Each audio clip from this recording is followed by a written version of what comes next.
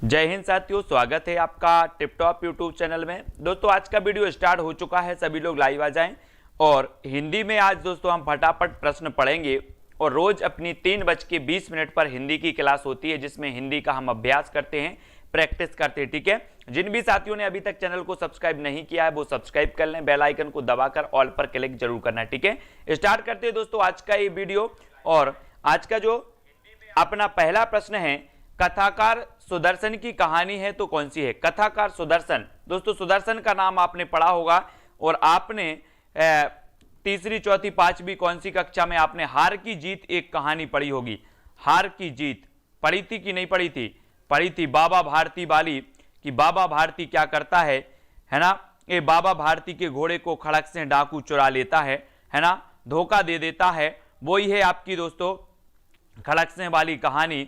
और बाबा भारती कहते हैं कि ये बात किसी को मत बताना। किससे? खड़कसे से कहते हैं कि ये बात किसी को मत बताना कि मैंने दुर्बल बनके, गरीब बनकर, लंगड़ा बनकर हमने क्या किया है, बाबा भारती को धोखा दिया और घोड़ा चुराया है। नहीं तो लोग गरीबों पर, अंधों पर, लंगड़ों पर विश्वास नहीं करेंगे। और इस सुदर्शन की कहानी हार की जीत यानी कि जो ए नंबर है आपका बिल्कुल सही हो जाएगा दोस्तों, है ना। और ये पंच परमेश्वर प्रेमचंद जी की है, अलगू चौधरी जुम्मन वाली। और उसने कहा था, ये दोस्तों उसने कहा था जो है ये चंद्रधर शर्मा गुलेरी की रचना है, इसको भी याद रख लेना है ना। उसने कहा था।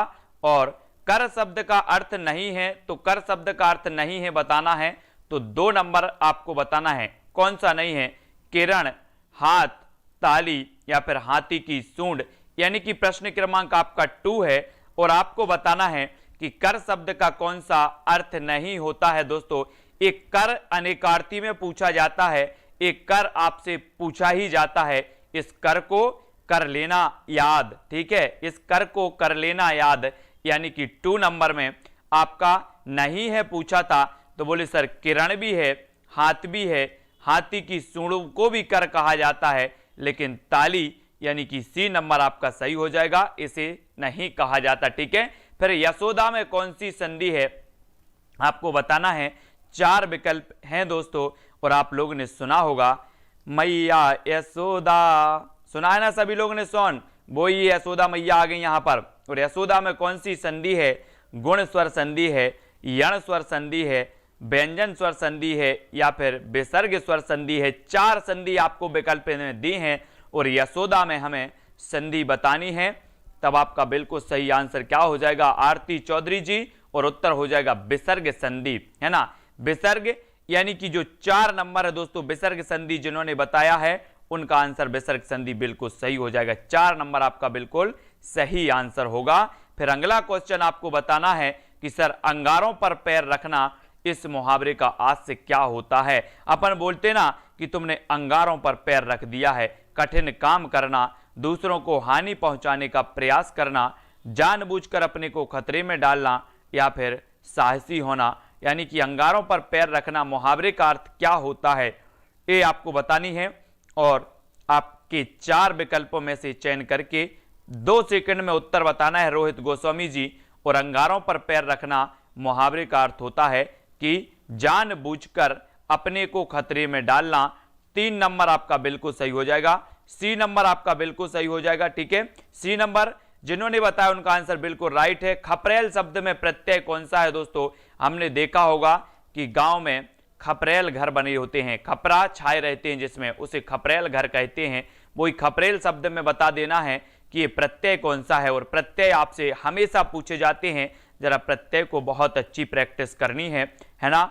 और प्रत्यय प्रत्यय प्रत्यय में अरैल, रैल, एल या फिर आइल, तो कौन सा प्रत्यय हो जाएगा? और वो सही उत्तर होगा आपका आइल। आइल यानी कि जो 4 नंबर है खपरेल में आइल प्रत्यय हो जाएगा। और 4 नंबर जिनने बताया है उनका आंसर बिल्कुल सही है। ठीक है, trick study classes, D number सही हो जाएगा 5 का। फिर अगला बताना है, फूलों से लदा हर श्रृंगार का पेड़ उस ओर खड़ा था। फूलों से लदा हर श्रृंगार का पेड़ उस ओर खड़ा था। वाक्य बताना है, ये वाक्य कैसा है दोस्तों। और जब तक मैं बता दूं कि एक रचना है अशोक के फूल, अशोक के फूल एक रचना किसकी है, शिरीष के फूल एक रचना किसकी है ना, और ये दोनों ही रचना दोस्तों किसकी हैं, हजारी प्रसाद द्विवेदी की, है ना, ये याद रख लेना है। बोले सर अशोक में भी फूल एक नहीं होंगे, हजारों फूल होंगे, शिरीष में भी एक फूल नहीं फूलेगा, हजारों फूलेंगे, तो ये अशोक के फूल हजारी प्रसाद द्विवेदी, शिरीष के फूल भी हजारी प्रसाद द्विवेदी, और फूलों से लदा हर श्रृंगार का पेड़ उस ओर खड़ा था, ये हमें वाक्य बताना था। तो उस ओर की बात हो रही है, मतलब ये दिशा बोधक बात हो रही है। दिशा यानी कि जो 3 नंबर है वो बिल्कुल सही है शिशुपाल जी, 3 नंबर सी नंबर आपका बिल्कुल सही हो जाता है। और अगला क्वेश्चन है इति का विलोम क्या होगा। इति, इति ये कई बार पूछा जाता है, मैंने बताया भी था, अंत होता है, आरंभ होता है, पटाक्षेप होता है या विश्रांति होता है, ये हमें चयन करना है। इति का विलोम क्या होता है, प्रश्न क्रमांक 7 में क्या हो जाता है इति।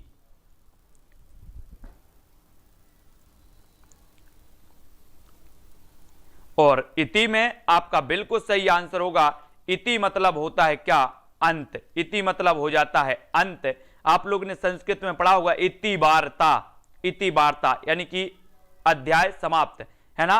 तो इति मतलब अंत, और इति का विलोम पूछा है तो आपका उत्तर क्या होगा, आरंभ। पर्यायवाची नहीं पूछा, विलोम पूछा है, तो आरंभ आपका जो बी नंबर है वो बिल्कुल सही होगा। इति का विलोम पूछा तो इति मतलब होता है अंत, और अंत का विलोम होता है आरंभ, यानी बी नंबर आपका सही होगा। ठीक है, बी नंबर।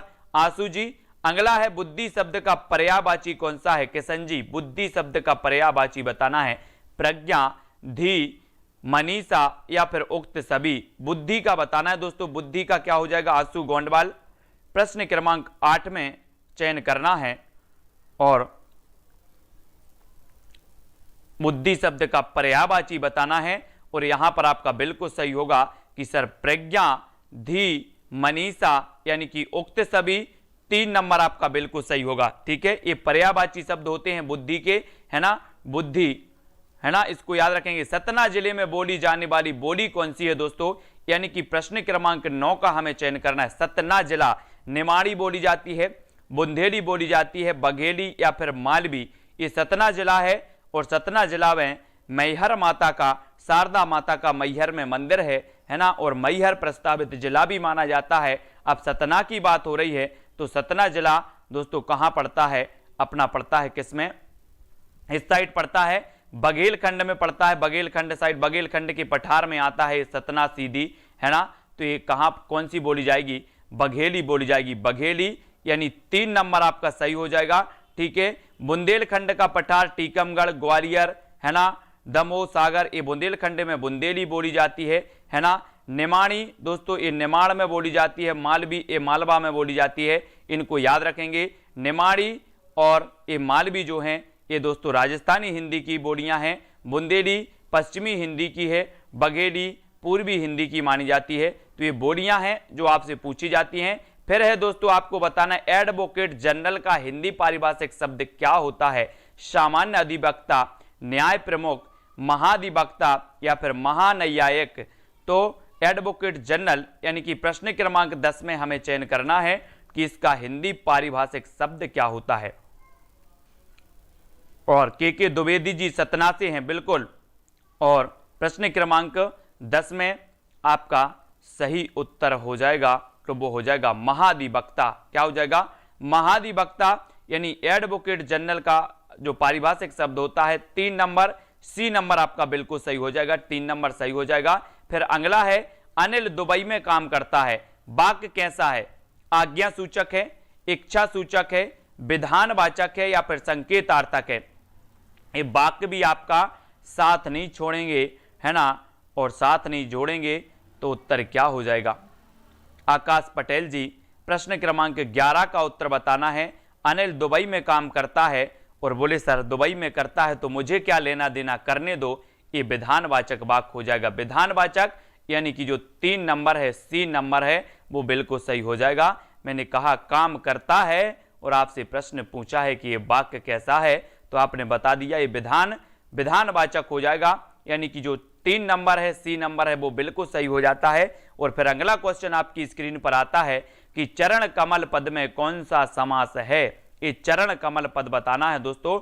आपको मैंने बताया है कई बार कि अगर कमल लिखा जाए तो ये कमल है, और यहां पर नील कमल लिख दिया जाए या फिर चरण कमल लिख दिया जाए, है ना, तो कौन सा समास हो जाता है। फिर यहां पर दिगु तो है नहीं, संख्यावाची है नहीं, ठीक है, अव्यय भाव है नहीं क्योंकि प्रथम पद अव्यय नहीं है, ठीक है, द्वंद्व कोई हो नहीं रहा है, तो उत्तर कौन सा होगा, कौन सा हो जाएगा।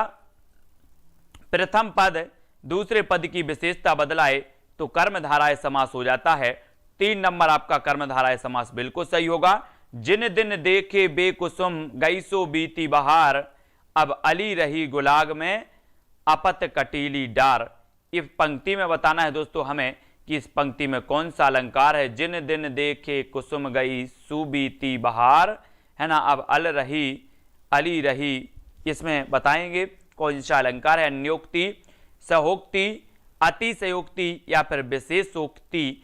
और प्रश्न क्रमांक 13 में अलंकार आपसे हमेशा पूछे जाते हैं, है ना।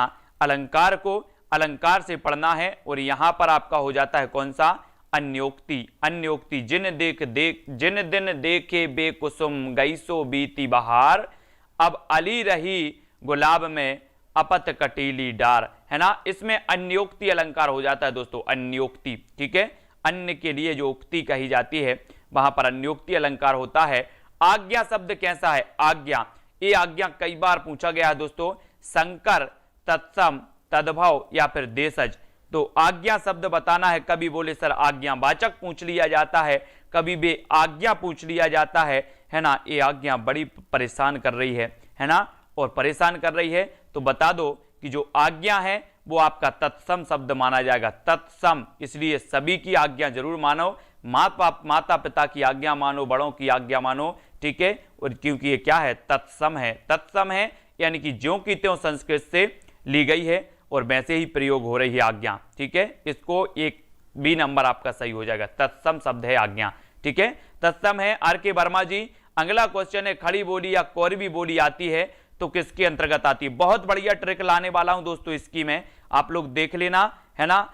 ये जो आपकी बोलियां हैं, कौन सी बोली किससे उत्पन्न हुई है, कौन सी बोली कहां दोस्तों आपको बोली जाती है, ये सारी चीजें मैं लाने वाला हूं बहुत बढ़िया तरीके से, और आपको एक बार में पूरा याद हो जाएगा। मैं रात में कुछ बना रहा था, इसमें ट्रिक भी निकाल रहा था, है ना, बोलियों की। और खड़ी बोली या कोरवी बोली आती है तो वो किसके अंतर्गत आती है। जो कोरवी बोली है, कोरवी, ये जो कोरवी है ये खड़ी बोली का ही नाम है, कोरवी। अगर आपसे कभी पूछा जाए कि कोरवी किस बोली को बोला जाता है, किस बोली का दूसरा नाम है, तो ये खड़ी बोली का दूसरा नाम कोरवी है ना।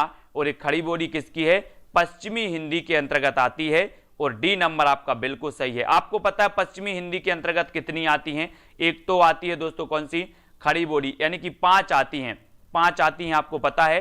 कानों के खड़ी बुंदेली ब्रजभान हरि के पास, कानों से हो जाएगा कन्नौजी, खड़ी से खड़ी, बुंदेली से बुंदेली, ब्रज से ब्रज और हरियाणवी, ये 5 बोलियां आती हैं पश्चिमी हिंदी के अंतर्गत।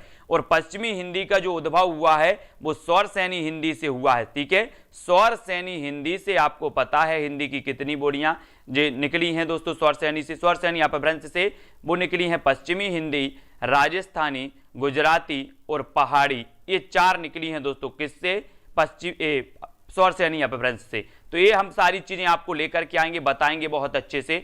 मध्य प्रदेश से प्रकाशित पत्रिका कौन सी है, प्रश्न क्रमांक 16, कथाबिंब, आहा जिंदगी, अर्गला या फिर तद्भव। तो मध्य प्रदेश से प्रकाशित होने वाली जो पत्रिका है वो कौन सी है, तो ये बतानी हमें। और आपने बताया, ये पत्रिकाएं भी याद रख लेना है, ठीक है। और उत्तर आपका हो जाएगा, वो हो जाएगा आहा जिंदगी। आहा जिंदगी यानी कि जो 2 नंबर है आपका बिल्कुल सही हो जाएगा, ठीक है।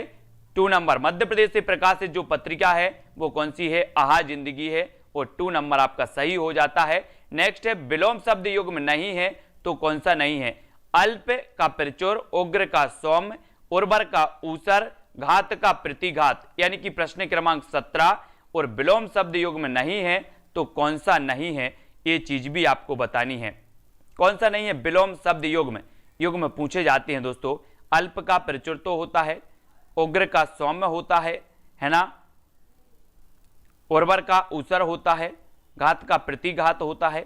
तो ये 4 विकल्प हैं, 4 में से आपने चयन किया है कि सर घात का प्रतिघात, घात का प्रतिघात होता क्या, बताओ।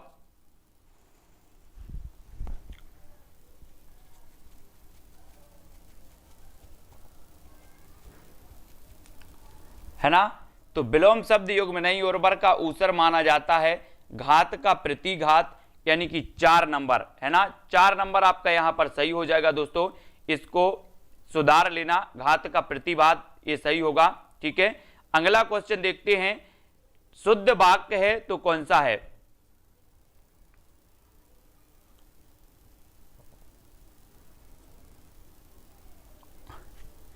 शुद्ध वाक्य बताना है दोस्तों। ठीक है, और यहां पर जो आपके ये 4 शब्द दिए ना, 4, ये प्रतिघात भी सही है, ये चारों ही सही है। ठीक है, इसको सही कर लेना, चारों ही सही माने जाएंगे। ठीक है, घात का प्रतिघात ही होता है। ठीक है, उर्वर का ऊसर भी होता है, उग्र का सौम्य होता है, अल्प का प्रचुर भी होता है, ये चारों ही सही हैं, यानी कि चारों जो विकल्प हैं वो आपके सही हैं इस उत्तर में। ठीक है, अगला आपको बताना है शुद्ध वाक्य कौन सा है। शुद्ध वाक्य बतानी है, गाड़ी छूट गया अतः मैं ना आ सका। तो गाड़ी छूट गया, ये छूट गया नहीं होता, क्या होता है? छूट गई, है ना। सुबह 8 बजे मिलना, मालवीय जी ने उसे गीता की प्रति दिया, वह उत्तर की ओर जा रहा है। तो शुद्ध बताना है हमें।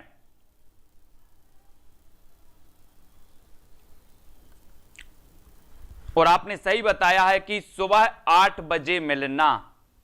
ठीक है, 8 बजे मिलना यानी कि 2 नंबर आपका सही होगा। ठीक है, अब दोस्तों यहां पर उत्तर की ओर जा रहा है, तो उत्तर मतलब एक प्रश्न का उत्तर भी होता है। उत्तर दिशा की ओर आप बोलते, उत्तर दिशा की ओर जा रहा है, तब ये माना जाता कि उत्तर दिशा है ना। अब ये उत्तर की ओर जा रहा है, तो उत्तर की ओर जा रहा है, ये कौन सा उत्तर है? ये भी आपका गलत हो जाएगा। तो सुबह 8 बजे मिलना यानी कि 2 नंबर आपका सही होगा। ठीक है, अगला आपको बताना है, निम्नलिखित में शुद्ध शब्द कौन सा है? प्रणीत, अध्ययन, अनाधिकार या फिर अनुकूल, यानी कि प्रश्न क्रमांक 19। शुद्ध शब्द कौन सा हो जाता है दोस्तों? प्रणीत, अध्ययन, अध्ययन तो गलत है वैसे भी। ठीक है, अनाधिकार, अनुकूल, अनुकूल भी हो जाएगा गलत। अब प्रणीत और अनाधिकार में बताना है आपको कौन सा। 50-50 की लाइफलाइन आपको मिल चुकी है। शुद्ध शब्द कौन सा है? 19 का। और आप लोगों ने बता दिया कि सर अनाधिकार, ये भी गलत है, अनाधिकार, है ना। प्रणीत आपका सही होगा, 1 नंबर आपका सही होगा। अधिकांश लोगों ने अनाधिकार बता दिया, ये होता है अनाधिकार, है ना, इस प्रकार से। और अनाधिकार भी गलत है ना। प्रणीत आपका बिल्कुल सही हो जाएगा, ए नंबर। ठीक है, ए नंबर सही होगा। अधिकांश लोगों ने बता दिया सी नंबर। और भिन्नार्थ, निम्न में से समुच्चरित भिन्नार्थक शब्द युग्म नहीं है तो कौन सा नहीं है? समुच्चरित और भिन्नार्थक, झन झन, जरा जरा, अवलंब अविलंब, अंक या फिर अंग, यानी कि 20 का उत्तर हमें चयन करना है। और कल से दोस्तों सेल्फ स्टडी क्लासेस पर 2:30 पर MPGK का महाअभ्यास होगा। ठीक है, 2:30 पर। तो जिसको भी MPGK पढ़ना है वो कल से 2:30 पर अपन पढ़ेंगे सेल्फ स्टडी क्लासेस पर। ठीक है, और समुच्चारित भिन्नार्थक शब्द युग्म में नहीं है तो कौन सा नहीं है? यानी कि 20 का उत्तर हमें बताना है। और 20 का आपका हो जाएगा झन झन, ये तो कैसा है? एक सा है ना, झन झन। अंक और अंग ये समुच्चारित भिन्नार्थक हैं, है ना। अवलंब अविलंब ये भी हैं, जरा और जरा ये भी अलग अलग हैं। ठीक है, लेकिन झन झन ये नहीं है, यानी ए नंबर आपका सही हो जाएगा। ठीक है, ए नंबर सही है।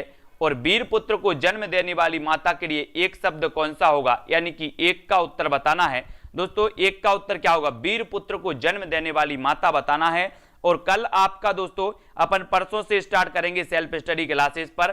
कल सुबह 8 बजे इसी टिपटॉप यूट्यूब चैनल पर 8 बजे से लेकर के 7 घंटे लगातार MPGK की क्लास चलेगी। 7 घंटे ट्रिक से पूरा बताया जाएगा पूरा एमपी के आपको एक वीडियो में 7 घंटे में कवर करवा दिया जाएगा। ठीक है, तो वीर पुत्र को जन्म देने वाली माता के लिए एक शब्द निम्न में से कौन सा है, तो वो है वीर प्रसू। वीर प्रसू यानी कि 1 नंबर आपका सही हो जाएगा, वीर प्रसू। ठीक है, वीर प्रसू सही है। नेक्स्ट, ओछा का विलोम कौन सा होगा, ओछा का विलोम बताना है, तुच्छ, नीचता, लघुता या फिर गंभीर, यानी कि 2 का आंसर हमें चयन करना है।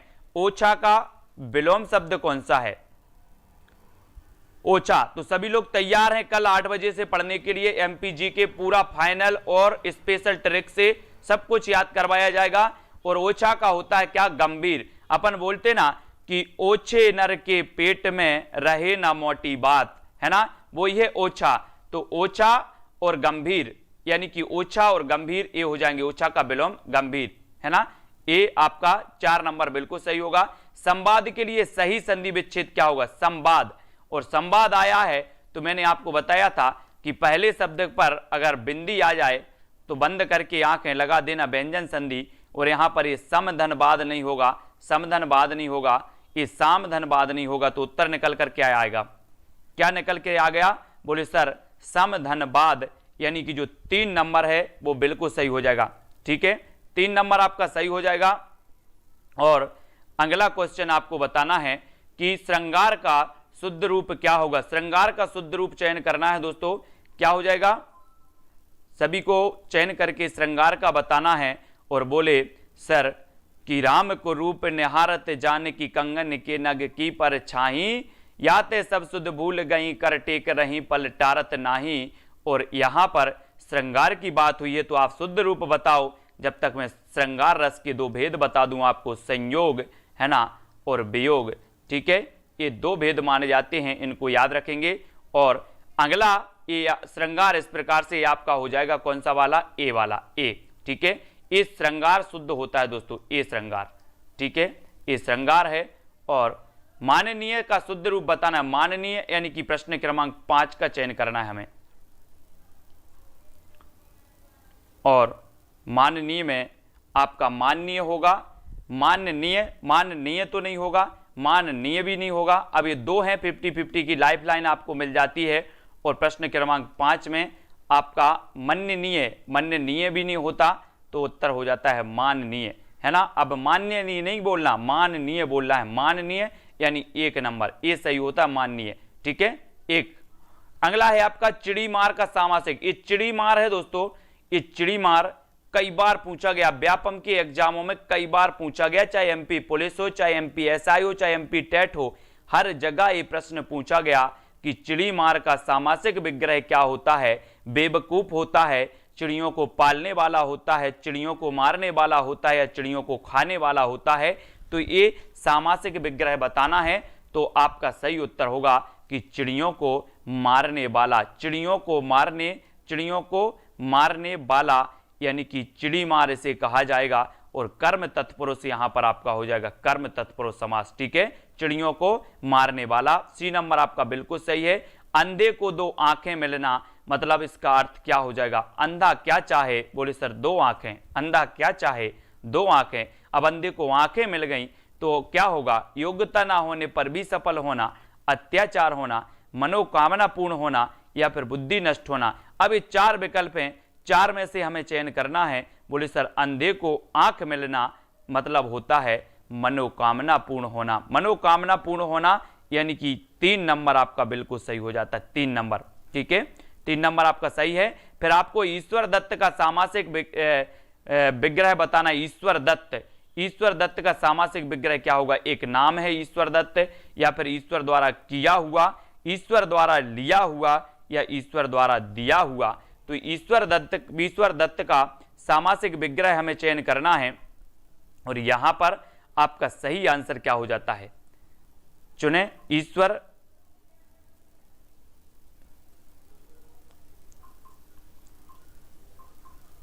और आपका राइट आंसर होगा ईश्वर द्वारा दिया हुआ, है ना, ईश्वर द्वारा दिया हुआ। और दोस्तों 4 नंबर आपका बिल्कुल सही हो जाता है, 4 नंबर। ठीक है, 4 नंबर जिनने भी बताया उनका आंसर बिल्कुल सही हो जाएगा। और फिर बढ़ जाते हैं अगले, संशय के लिए सही संधि विच्छेद क्या होगा, संशय, है ना, संशय में क्या हो जाएगा, समधन सय, है ना, समधनसय, समधनसय या फिर समधनसय।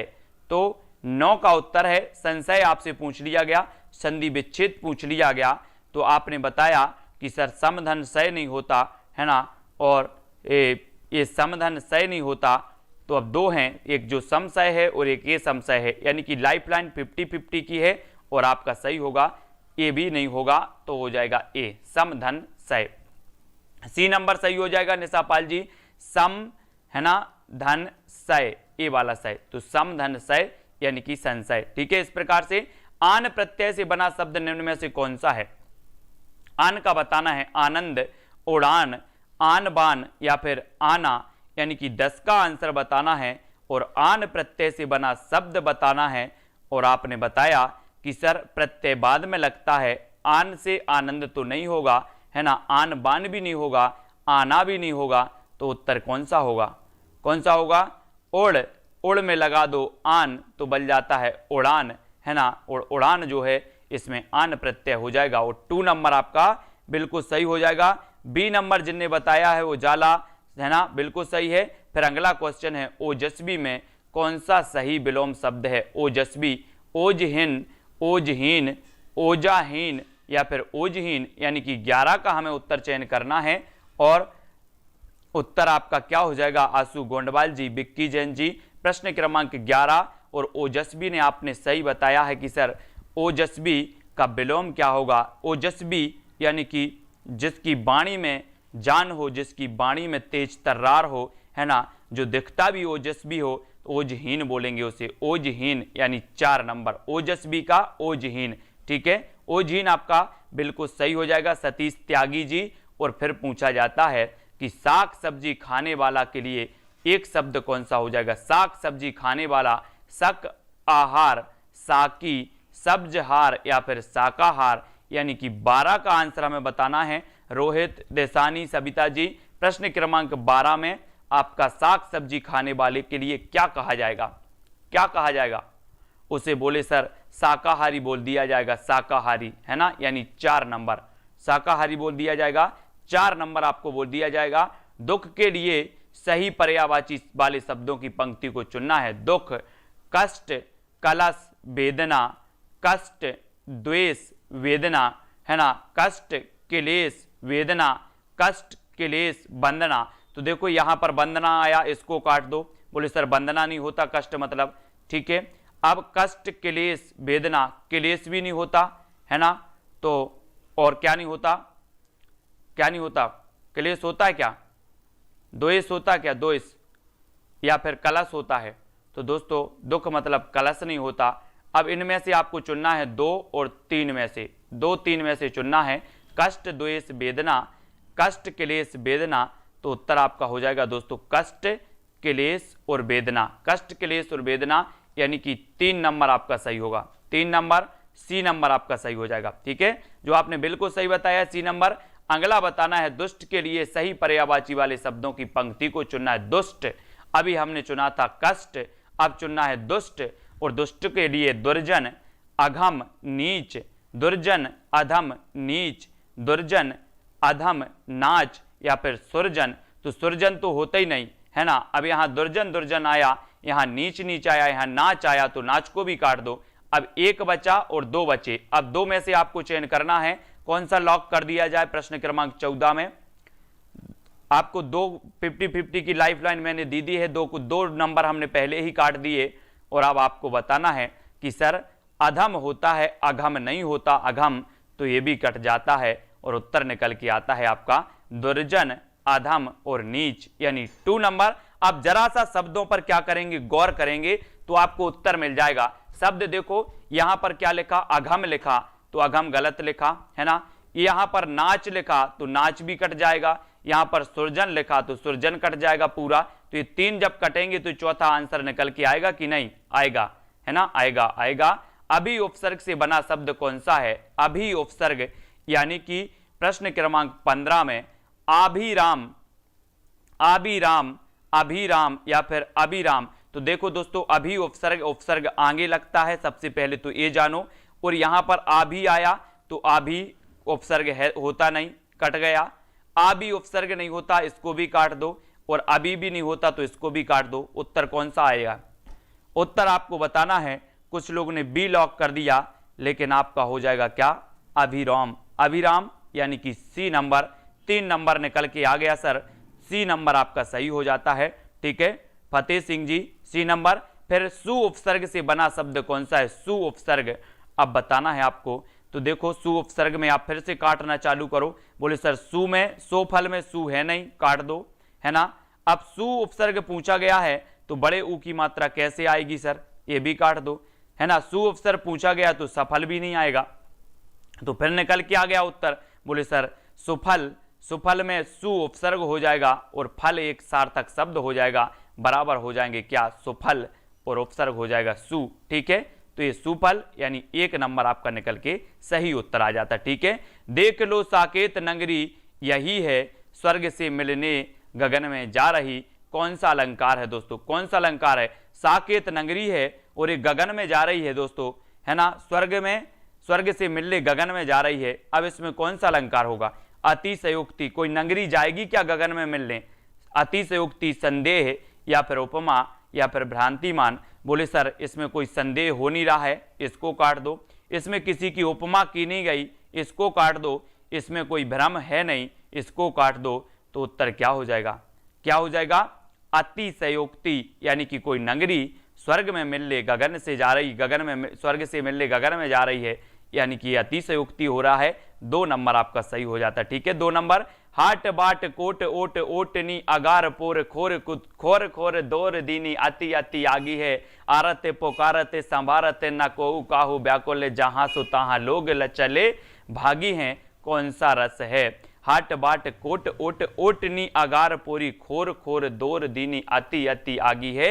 आरते पुकारते संभारते न को काहू, है ना, कोई कोहू नहीं संभारत, और व्याकुल जहां तो तहां लोग चले भागी हैं। मतलब ऐसा जो दृश्य होगा वो कैसा दृश्य होगा? बहुत ही भयानक दृश्य होगा, जहां पर लोग भाग रहे हैं, है ना, और जहां पर कोई किसी को नहीं देख रहा है और भाग रहे हैं, और एक भयंकर दृश्य बना है और भयंकर बना है दोस्तों। तो रस कौन सा हो जाएगा?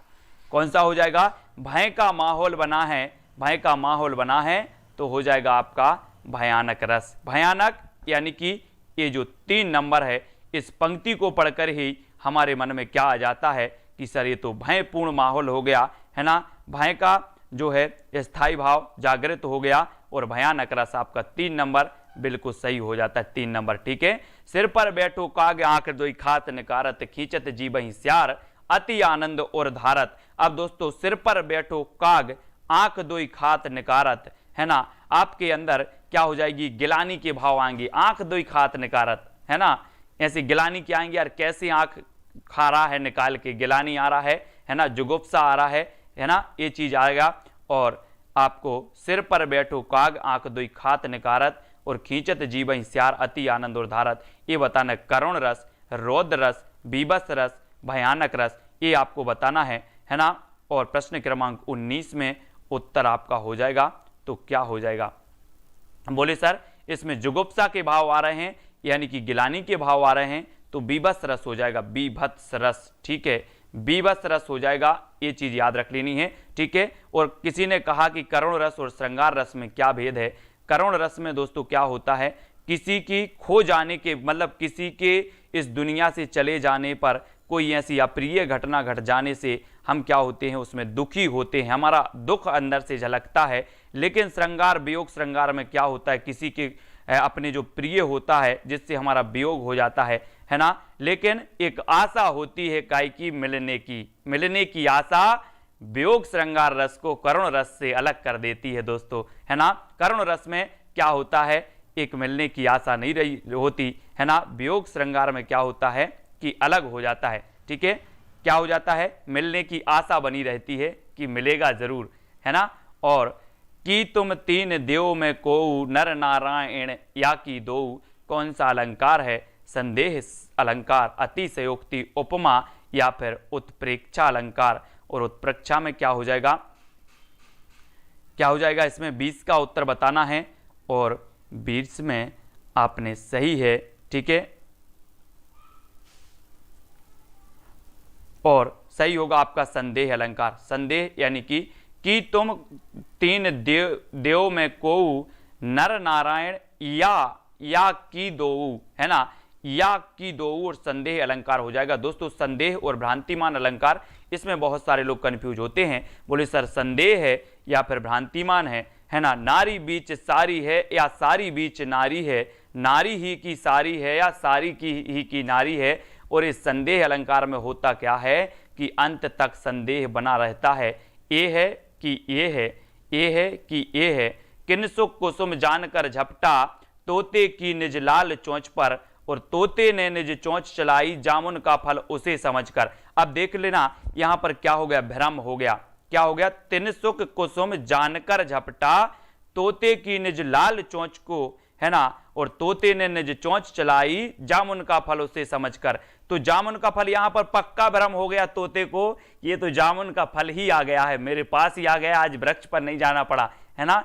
और उसने चोंच चला दी, और जो तिनसुक था, भौरा था, उसने समझा कि जो भौरा था उसने समझा कि ये क्या है, तिनसुक का फूल है ना। तो उसने समझा कि ये फूल है, लाल लाल फूल दिख रहा है, तो वो भी भ्रम में आ गया और वो भी क्या हो गया, उसमें अटैक कर दिया। तो ये भ्रांतिमान अलंकार होता है। लेकिन अगर पूछा कि नारी बीच सारी है या सारी बीच नारी है, या शब्द आया और संदेह अलंकार, संदेह अंत तक बना रहा कि ये क्या है, ये नारी है कि सारी है कि नारी है, इस संदेह अंत तक बना रहता है संदेह अलंकार में। और भ्रांतिमान में भ्रम पक्का हो जाता है कि नहीं, ये तो क्या है, जामुन का ही फल है। ठीक है, तो वीडियो को सभी लोग लाइक करेंगे, वीडियो को शेयर भी करना है। और दोस्तों 4 बजे आपकी क्या हो जाएगी, जीएस की क्लास होगी। ठीक है, उसको पढ़ना है जीएस की क्लास को। सभी लोग वीडियो को लाइक करें और शेयर आपको जरूर करना है दोस्तों। और आज का जो वीडियो है, बहुत ही वीडियो अपन ने अच्छे से पढ़ दिया, है ना, और मजे से पढ़ा, है ना। मजा आया आप लोगों की, नहीं आया? हिंदी जब अपन पढ़ते हैं, प्रैक्टिस करते हैं, तो कुछ गाना बजाना, कुछ संगीत, कुछ पढ़ाई, है ना।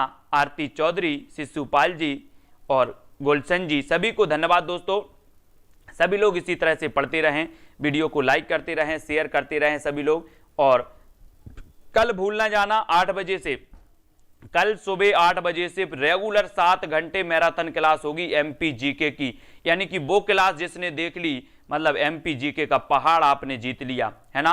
तो एमपी जीके की कल 8 बजे से पूरी रेगुलर 7 घंटे और पूरा ट्रिक से बताया जाएगा आपको, पूरा ट्रिक से। तो कल 7 बजे 8 बजे से देखना ना भूलें टिपटॉप यूट्यूब चैनल पर एमपी जीके धमाका ट्रिक। ठीक है, धमाका ट्रिक आएगी, है ना। निशा चौधरी, सुशीला जी, शिशुपाल, पिंकी जी, रितिका जी और दिशानी, निरन अहिरवाल, सभी को धन्यवाद दोस्तों। सभी लोग वीडियो को लाइक करें। किशन जी, वर्षा, अनु जी, फतेह सिंह, दुर्गेश जी, है ना, महिलाल उइके जी। आज के वीडियो के लिए बस इतना ही। जय हिंद।